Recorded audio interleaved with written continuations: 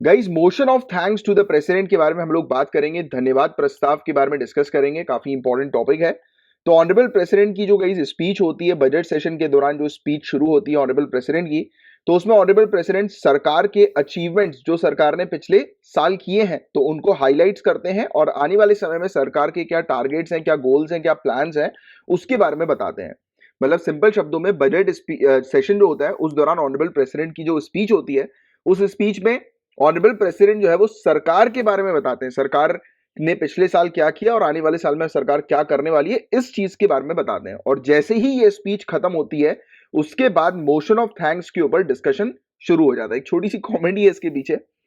वो ये है कि जैसे ही ऑनरेबल प्रेसिडेंट अपनी स्पीच खत्म करते हैं और इतना लंबा चौड़ा ऑनरेबल प्रेसिडेंट बोलते हैं और ऑनरेबल प्रेसिडेंट को अगर मोशन ऑफ थैंक्स जो है वो पास नहीं किया जाता, मतलब उनको थैंक यू नहीं बोला जाता, तो ऑनरेबल प्रेसिडेंट जो है वो ये सरकार गिरवा देते हैं। राइट, तो ये एक ऐसी इस प्रकार की चीज जो है वो कई बार चलती है। मतलब कहने का अर्थ ये है कि अगर मोशन ऑफ थैंक्स अगर पास नहीं हुआ हाउस के अंदर तो सरकार जो है वो गिर जाएगी। तो ये बहुत इंपॉर्टेंट फैक्ट है जो आप ध्यान में रखना। इसलिए मोशन ऑफ थैंक्स को एक प्रकार से नो कॉन्फिडेंस मोशन के तौर पर कंसिडर किया जाता है। अच्छा, एक और चीज मैं आपको इंटरेस्टिंग सी बताता हूँ।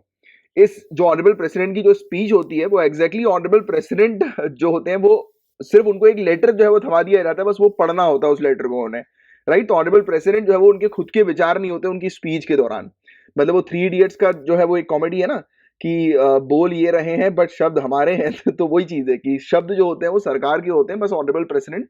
जो है वो बोलते हैं, मतलब होस्ट करते हैं हाउस के सामने, जो है वो सरकार ने जो भी पिछले साल में काम किया है उसको हाईलाइट करते हैं और आने वाले समय में सरकार के प्लान्स के बारे में जानकारी देते हैं हाउस के अंदर। तो ये एक छोटी सी चीज तो आपको पता लग गई होगी और इंपॉर्टेंट फैक्ट भी एक पता लगा होगा आपको कि ऑनरेबल प्रेसिडेंट की स्पीच के दौरान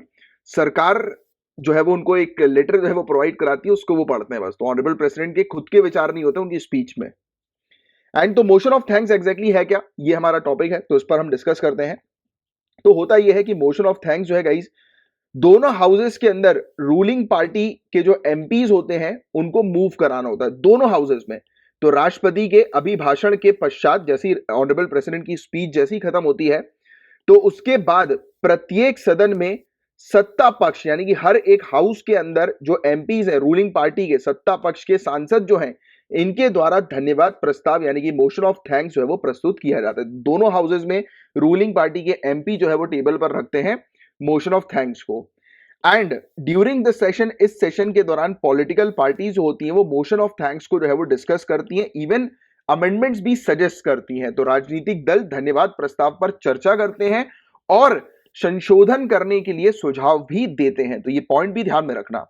और ऑनरेबल प्रेसिडेंट के एड्रेस और मोशन ऑफ थैंक्स के बारे में आर्टिकल 86 क्लॉज 1, 87 क्लॉज 1 हमारे इंडियन कॉन्स्टिट्यूशन का कहता है, और साथ ही साथ rules of procedure and conduct of business जो लोकसभा का है उसके रूल नंबर 16 टू 24 में इस चीज के बारे में मेंशन है, ऑनरेबल प्रेसिडेंट के एड्रेस और मोशन ऑफ थैंक्स के बारे में। तो ये पॉइंट आप थोड़ा सा ध्यान में रखिएगा। अब मोशन ऑफ थैंक्स के अमेंडमेंट्स की बात करें, इसके संशोधन की बात करें, तो पहली बात तो जैसे ही ऑनरेबल प्रेसिडेंट की स्पीच खत्म होती है तो वैसे ही अमेंडमेंट जो है वो टेबल पर रख दिए जाते हैं, मतलब तुरंत कि। और ये अमेंडमेंट में जो है वो क्या चीज होती है कि ऑनरेबल प्रेसिडेंट ने अपनी स्पीच के दौरान अगर कुछ चीज मिस कर दी हो, कुछ चीज के बारे में जानकारी नहीं दी हो, राइट, तो वो चीज यहां पर लगाई जाती है, या फिर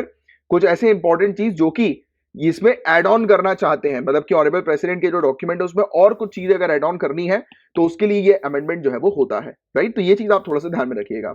कि amendment may refer to matters contained in the address,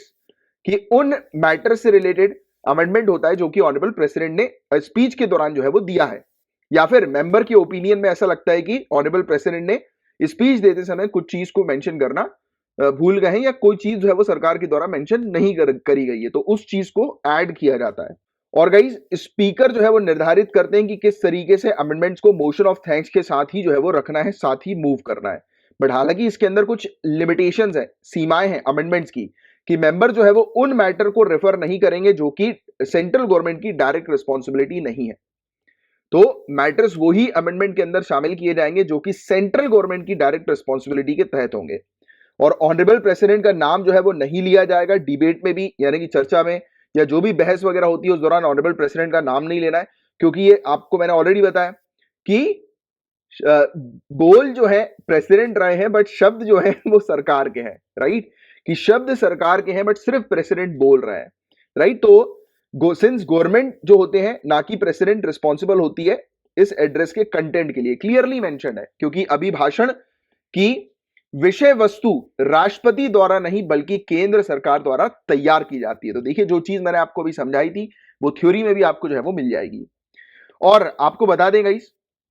कि धन्यवाद प्रस्ताव जो है, मोशन ऑफ थैंक्स जो है वो किस प्रकार पास होता है। तो जो मेंबर ऑफ पार्लियामेंट जो है वो वोट देते हैं मोशन ऑफ थैंक्स पर, और इस मोशन को दोनों हाउसेस के अंदर पास होना अनिवार्य है, मैंडेटरी है। और अगर मोशन ऑफ थैंक्स दोनों हाउसेस में पास नहीं होता है तो सरकार जो है वो गिर जाती है, कोलैप्स ऑफ गवर्नमेंट हो जाता है, it leads to collapse of government. इसलिए मोशन ऑफ थैंक्स को नो कॉन्फिडेंस मोशन के तौर पर भी जाना जाता है या माना जाता है, उसी के समान माना जाता है। ठीक है, तो ये पॉइंट आप थोड़ा सा ध्यान में रखिएगा और उम्मीद करता हूं कि आपको मोशन ऑफ थैंक्स का ये टॉपिक अच्छे से क्रिस्टल क्लियर हो गया होगा।